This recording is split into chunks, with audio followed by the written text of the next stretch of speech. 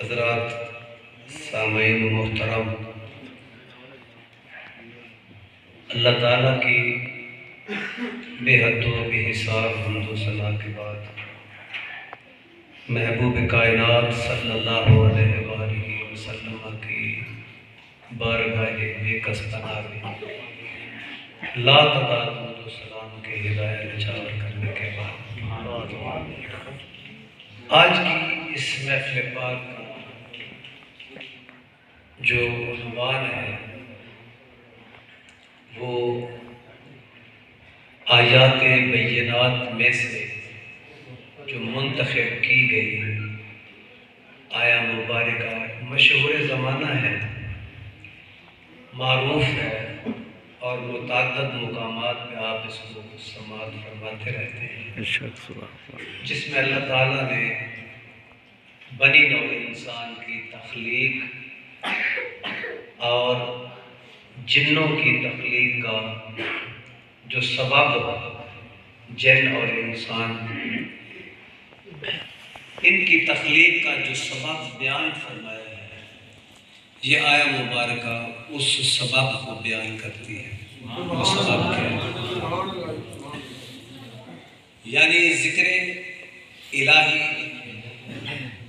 یاد الہی، عبادت الہ العالمین، یہ وہ کانسیپٹ ہے جس میں یا پرسیپشن ہے اللہ تعالیٰ نے بیان فرمایا کہ انسانوں اور جنوں کو میں نے اپنی عبادت کے لیے پیدا کیا۔ تو قرآن حکیم میں انبیاء کا جو تسلسل ہے وہ بھی ہمیں یہی بتاتا ہے۔ خالق کائنات نے یہ ارشاد فرمایا کہ کسی نے انبیاء میں سے یہ نہیں کہا کہ تم میرے بندے بن جاؤ یا میں تمہارا رب ہوں یا تمہارا الہ ہوں۔ آدم علیہ السلام سے لے کر پیغمبر آخر الزمان صلی اللہ علیہ وآلہ وسلم تک کسی نبی نے یہ اعلان نہیں فرمایا۔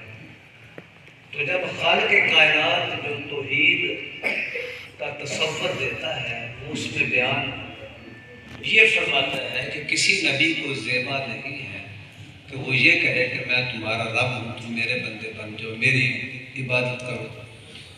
تو جملہ انبیاء نے یہی کہا ہے کہ عبادت اللہ تعالیٰ کی ذات کے لیے ہے۔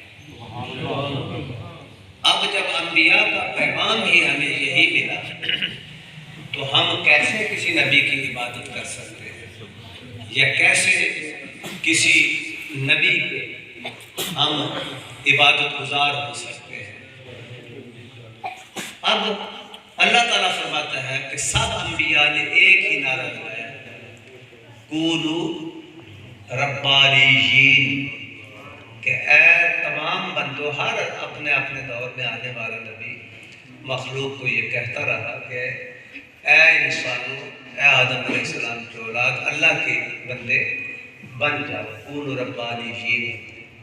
یہ نہیں کہا کہ تم میرے بندے بنو یا میری عبادت کرو۔ تو لہٰذا اب ہماری باری آئی آخری امت کی، تو آخری امت میں بھی تو یہی نعرہ ہے کہ کونوا ربانیین۔ حضور علیہ السلام نے بھی یہی فرمایا کہ تمام اللہ کے حضور جھک جاؤ، اور پھر جھکنے کا طریقہ ہمیں سکھایا کہ کس طرح عبادت ہوتی ہے، عبادت کا طریقہ کیا ہے، اس کو راضی کیسے کیا جاتا ہے، معبود کے شایان شان سجدے اور رکوع کیسے ہیں، مالی مدنی عبادات کیسی ہیں۔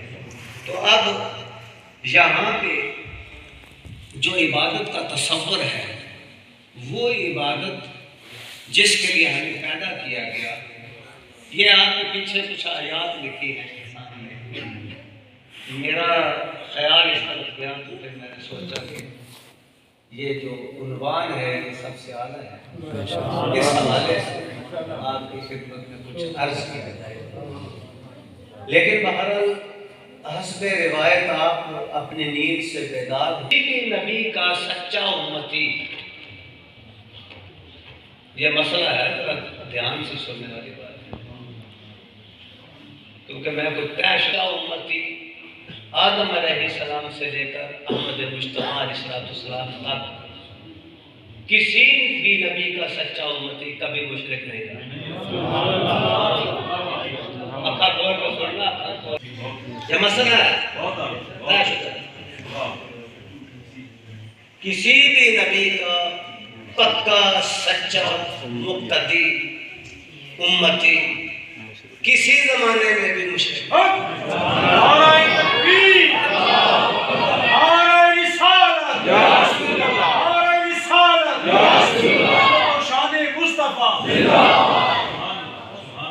یہ آپ کو اب رہی بات موضوع نہیں ہے، لیکن بس سچا مقتدی کبھی بھی مشرک نہیں رہا اور نہ قیامت تک رہے گا۔ سچا مقتدی مشرک نہیں ہو سکتا۔ اب رہی بات آپ کہیں گے یہاں جو ہمیں علماء جو نام بس کہنے کو علماء کہتے بس کیا کہیں، علماء تو نہیں ہے، وہ جہلاء ہیں، جاہل ہیں۔ السلام تک اور حضور علیہ السلام پر تو اس کا نزول ہوا ہے نا۔ سب کی تعریفیں جتنے بھی انبیاء ہیں ان کی تعریف کے ساتھ یہاں ذکر قرآن پاک میں ملتا ہے۔ تو عزیزان محترم، تعریف انبیاء کی کرنا، ان کے خصائص کو بیان کرنا، ان کی جو امتیاز ہے ان کو بیان کرنا، ان کے جو وصف ہیں شانیں بیان کرنا، اس سے انسان مشرک نہیں ہو سکتا۔ لہٰذا یہ جو شرک کا من گھڑت فتویٰ ہے، آپ ہی فتویٰ نہ جنہ انہوں سننا ہے اپنے آقا دی گل نوں، اپنے نبی دی گل نوں، اور وہ امتی اپنے نبی کا پیغام سن کے تے انہوں پھر انہاں ہی عمل کرتا ہے تے انہوں کہتے ہیں سچا امتی۔ سبحان اللہ۔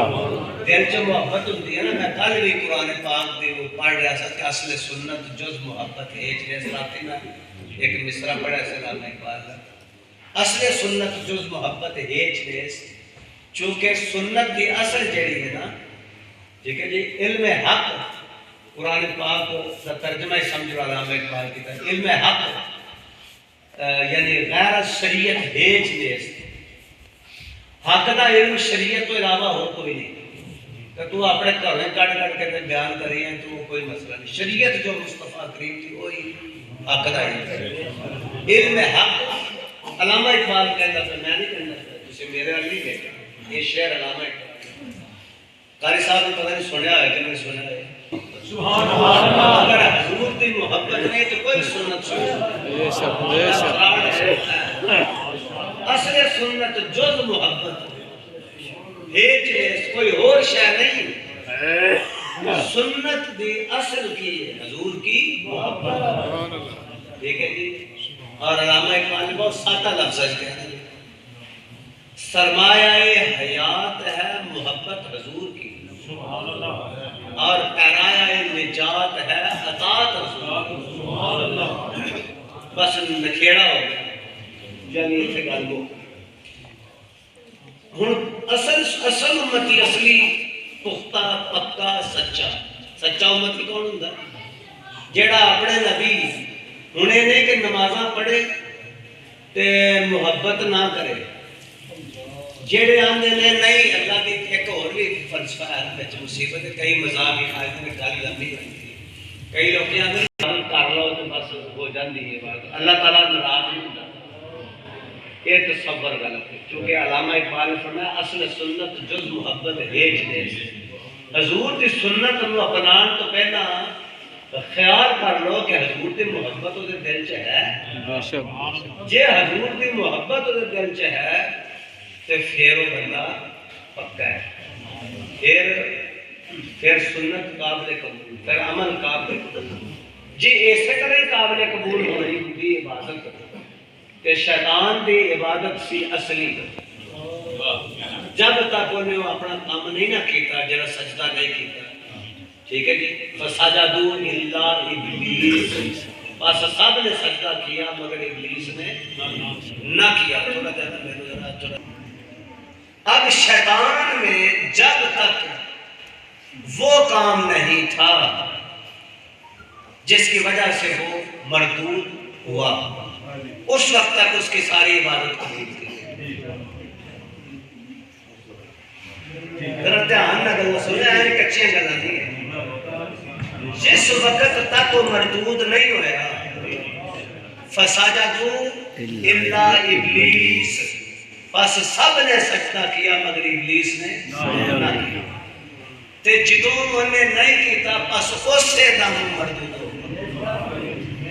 ابا واستکبر وکان من الکافرین، تو چل بات فارغ، وہ کافر ہو گیا. کفر کا اطلاق اس وقت ہوا جب انکار ثابت ہوا. جب انکار نہیں تھا اس وقت تک عبادت قبول تھی. ٹھیک ہے جی. اللہ تعالیٰ کی محبت اس کے دل میں تھی، اللہ تعالیٰ کی یاد اس کے ذات میں موجود تھی. یاد الہی میں ہر وقت وہ گم تھا، محب تھا. کوئی جگہ ایسی نہیں جہاں اس نے یعنی کہ چپے چپے تے سجدہ نہیں کیتا. وہ ہر جگہ تے سجدہ کر چکے ہیں، عبادت قبول. لیکن جس لمحے اسے دم کافر عبادت منہ تے.